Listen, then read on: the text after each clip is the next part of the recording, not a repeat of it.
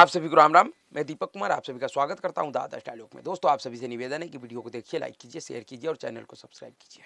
दोस्तों, 2024 के लोकसभा चुनाव से पहले प्रधानमंत्री नरेंद्र मोदी और उनके सरकार ने कांग्रेस पार्टी के साथ साथ माननीय मिलोडो को बड़ा झटका दिया है और इस झटके के माध्यम से मोदी सरकार ने माननीय मिलोडो को एक बड़ा संदेश भी दिया है और यह दिया जाना जरूरी भी था, क्योंकि जिस तरीके से जितनी तेजी के साथ माननीय मिलोड कार्यपालिका और विधायिका के कार्य क्षेत्र में हस्तक्षेप करने का प्रयास कर रहा है, यहां तक कि हस्तक्षेप करता हुआ आगे बढ़ रहा है, उसको देखते हुए इस तरीके का संदेश देना बहुत जरूरी था सरकार की तरफ से। दरअसल यह संदेश, अब इसको संदेश के तौर पे आप देखिए या झटके के तौर पे, यह चुनाव आयुक्तों की नियुक्ति से जुड़े हुए फैसले को लेकर दिया है सरकार ने। जी हां, जैसा कि आप सभी को पता है कि 9 मार्च को चुनाव आयुक्त अरुण गोयल जी ने अपने पद से इस्तीफा दे दिया था और वह अचानक से,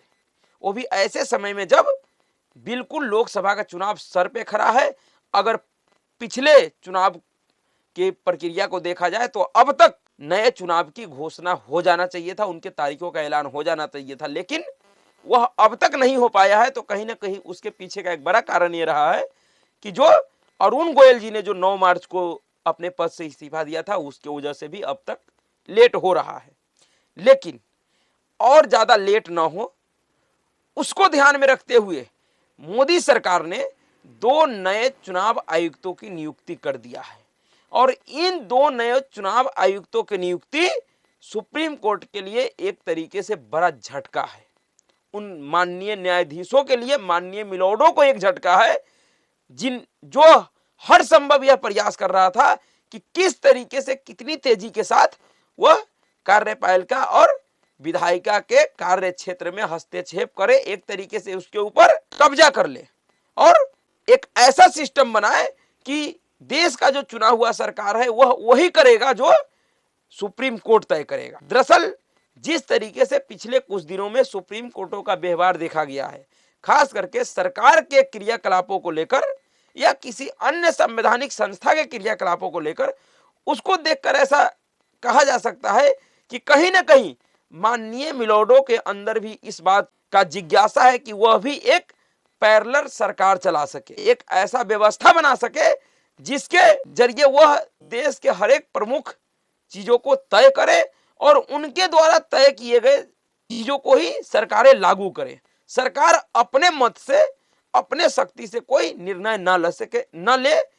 इसी तरीके का कुछ काम पिछले कुछ दिनों में माननीय न्यायाधीशों ने और न्यायालयों ने करने का प्रयास किया है। जिस तरीके से हर एक संवैधानिक संस्था को लेकर, सरकार के हर एक कार्यों को लेकर, उनके हर एक नीतिगत फैसलों को लेकर सुप्रीम कोर्ट ने अपना निर्णय दिया है या उसके बीच में जाकर हस्तक्षेप किया है, उसको देखकर तो यही लग रहा है शायद अब तक सिर्फ एक कमी रह गई है माननीय मिलोडो के अंदर कि उन्होंने अब तक यह नहीं कहा है कि अब इस देश में प्रधानमंत्री और राष्ट्रपति का नियुक्ति हम तय कैसे होगा, वह हम तय करेंगे। इसके सिवा उन्होंने हर चीज कर दिया। हर एक संस्था को लेकर उन्होंने अपने तरीके से एक नियम, कायदा, कानून और एक आदेश जरूर दे चुका है इस सरकार को। मुझे लग रहा है कि जिस प्रकार से नरेंद्र मोदी सरकार को माननीय मिलोडो ने और सुप्रीम कोर्टों ने उनके कार्यों के अंदर जाकर हस्तक्षेप किया है, शायद इतिहास में इस तरीके का हस्तक्षेप कभी भी किसी भी सरकारों के कार्य प्रणाली में न्यायालयों का नहीं रहा होगा, न्यायाधीशों का नहीं रहा होगा। लेकिन 2014 से लेकर 2024 तक के इस कार्यकाल में ऐसा कोई भी फैसला नहीं है नरेंद्र मोदी जी का, उनके सरकार का, चाहे वो नीतिगत हो या देश हित के लिए हो या किसी भी तरीके का कोई फैसला हो, जिसका संवैधानिक स्क्रूटनी, जिसका कानूनी स्क्रूटनी माननीय न्यायालय और न्यायाधीशों ने नहीं किया हो। ये वजह के और उसी तरीके से एक बार फिर से माननीय न्यायाधीशों का ऐसा मानना था कि इस देश में जो चुनाव आयुक्तों की नियुक्ति होता है वह भी हम तय करेंगे, हमारे तय किए हुए अनुसार से नियुक्ति होना चाहिए, वह सही होगा। लेकिन नरेंद्र मोदी सरकार ने 2 नए चुनाव आयुक्त ज्ञानेश कुमार और सुखबीर संधू की नियुक्ति करके माननीय न्यायाधीशों के उस अपने को चकनाचूर कर दिया है और एक बड़ा स्पष्ट संदेश दिया है। दरअसल जो जिन 2 चुनाव आयुक्तों की नियुक्ति होना था, उनके नियुक्ति को रोकने के लिए और सुप्रीम कोर्ट के द्वारा बनाए गए अपने तरीकों से नियुक्ति करने के लिए कांग्रेस पार्टी की एक नेता जया ठाकुर ने सुप्रीम कोर्ट में एक याचिका दाखिल किया था, जिस याचिका के जरिए उन्होंने मांग किया था सुप्रीम कोर्ट से कि लोकसभा चुनाव के मद्देनजर जो 2 नए चुनाव आयुक्तों की नियुक्ति होना है, जिसको सरकार अपने नए कानून, जो नया कानून उन्होंने बनाया था उसके अनुरूप कर रही है, उसको रोककर सुप्रीम कोर्ट का न्यायाधीश, जिन्होंने एक कानून आदेश इससे पहले दिया था कि चुनाव आयुक्तों की नियुक्ति मुख्य न्यायाधीश वाली कमेटी करेगी, जिसमें प्रधानमंत्री और विपक्ष के नेता शामिल होंगे, उस तरीके से किया जाए। लेकिन सरकार जो कि अब नया कानून बना चुका है, वो भी सुप्रीम कोर्ट के निर्देशों के बाद बनाया है, उनके कहने पे बनाया है। अब कांग्रेस पार्टी की इन नेताओं ने और खुद सुप्रीम कोर्ट के माननीय न्यायाधीशों ने कांग्रेस पार्टी की नेता जया ठाकुर की याचिका को स्वीकार करके कहीं ना कहीं यह संदेश देने का प्रयास तो जरूर किया है कि माननीय न्यायाधीशों का भी रुचि है उसमें कि चुनाव आयुक्तों का नियुक्ति सुप्रीम कोर्ट के मुख्य न्यायाधीश के निगरानी में ही हो, जिस कमेटी में वो रहे उसी कमेटी के द्वारा हो।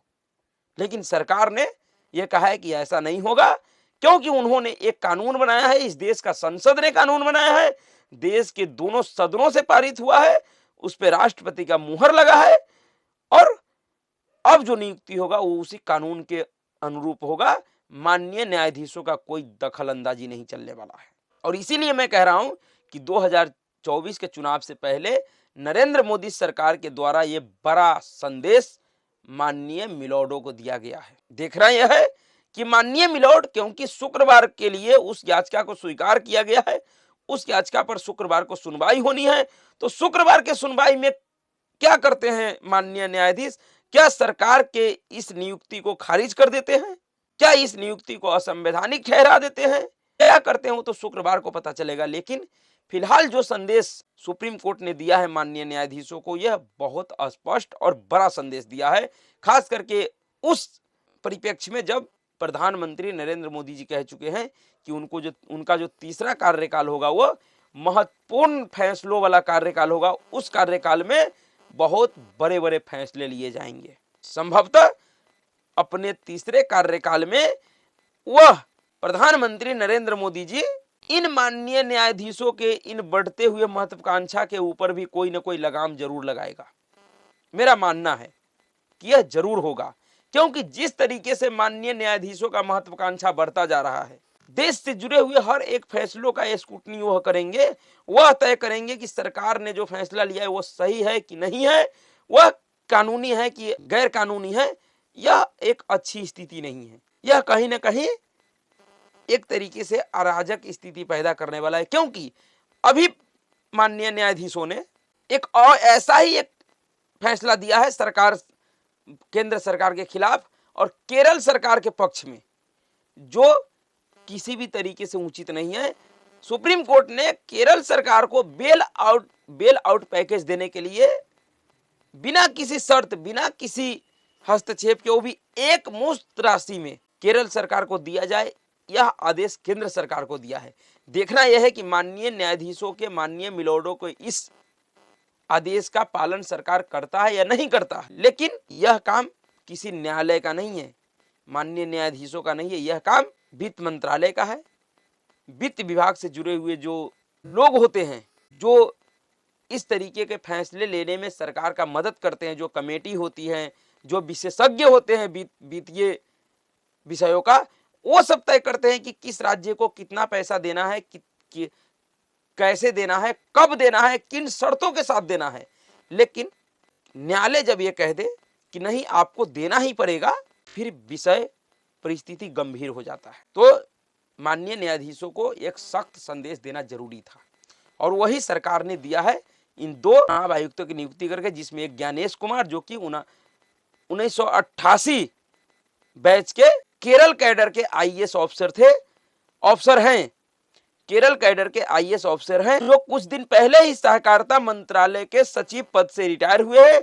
सहकारिता मंत्रालय के गठन से लेकर देश में उसकी कार्य प्रणाली कैसे लागू हुई, इसमें ज्ञानेश कुमार का अहम योगदान रहा है। वह एक तरीके से सीधे सीधे केंद्र सरकार और गृह विभाग, क्योंकि अमित शाह जी के अंडर है, तो उनसे जुड़े हुए अहम पदों पे रहे हैं और उनके साथ इन्होंने बहुत बड़े बड़े फैसले लिए हैं। यहां तक कि जब जम्मू कश्मीर से 370 हटाई गई थी, उस समय भी ज्ञानेश कुमार जी केंद्रीय गृह मंत्रालय के कार्यालय में काम कर रहे थे। उनके ज्वाइंट सेक्रेटरी कमिश्नर डिवीजन थे केंद्रीय गृह मंत्रालय के। वहीं जो दूसरा है सुखबीर सिंधु जी, जो कि ये भी 1988 बैच के उत्तराखंड कैडर के आईएएस अधिकारी हैं। यह संधू जी डॉक्टर और इतिहासकार है, उनके पास लॉ की डिग्री भी है। उन्होंने अविभाजित उत्तर प्रदेश, उत्तराखंड, पंजाब के साथ साथ केंद्र में भी विभिन्न पदों पर काम किया है। वे उत्तराखंड, पंजाब में 4 मुख्यमंत्रियों के चीफ सेक्रेटरी के रूप में सेवा दे चुके हैं। जुलाई 2021 में वह ओम प्रकाश की जगह उत्तराखंड के मुख्य सचिव नियुक्त किया गया था। भारतीय राष्ट्रीय राजमार्ग प्राधिकरण NHAI के अध्यक्ष के रूप में वह केंद्र में प्रतिनियुक्ति पर भी रहे थे। ये सब के सब पूर्व में भी बहुत बड़े बड़े जिम्मेवारियों को निभा चुके हैं और अब इनको चुनाव की जिम्मेवारी सौंपी गई है। इनको चुनाव आयुक्त नियुक्त किया गया है, तो अब इनके ऊपर यह जिम्मेवारी होगा कि पूरे देश में निष्पक्ष चुनाव कैसे कराएं। ये इन लोगों के लिए एक बड़ा जिम्मेवारी है और मुझे लगता है कि ये दोनों ही लोग बखूबी उनको निभाएंगे। और शायद इसी बात को लेकर कांग्रेसियों के अंदर एक तरह का चूल मचा हुआ है। उनको लग रहा है कि क्योंकि ये दोनों अधिकारी केंद्र सरकार, वही मोदी सरकार के बड़े बड़े मंत्रालयों में बड़े बड़े पदों पे काम किया, इसलिए यह निष्पक्ष नहीं है, यह केंद्र मोदी सरकार के पक्ष में काम करेंगे। तो ऐसा तो फिर इस देश में जितने भी केंद्रीय कर्मचारी है वो पिछले 10 सालों से मोदी सरकार के ही अंडर में काम कर रहे हैं, उन्हीं के लिए काम कर रहे हैं। तो फिर तो अगर कांग्रेसी और विरोधियों के इस लॉजिक को देखा जाए तो फिर तो जो चुनाव आयुक्त नियुक्त होना चाहिए वो किसी अमेरिका या ब्रिटेन या किसी दूसरे देश के जो ऑफिसर है, जो जिनका नरेंद्र मोदी सरकार और उनके किसी भी विभाग से ताल्लुकात ना हो, उनको नियुक्त किया जाना चाहिए।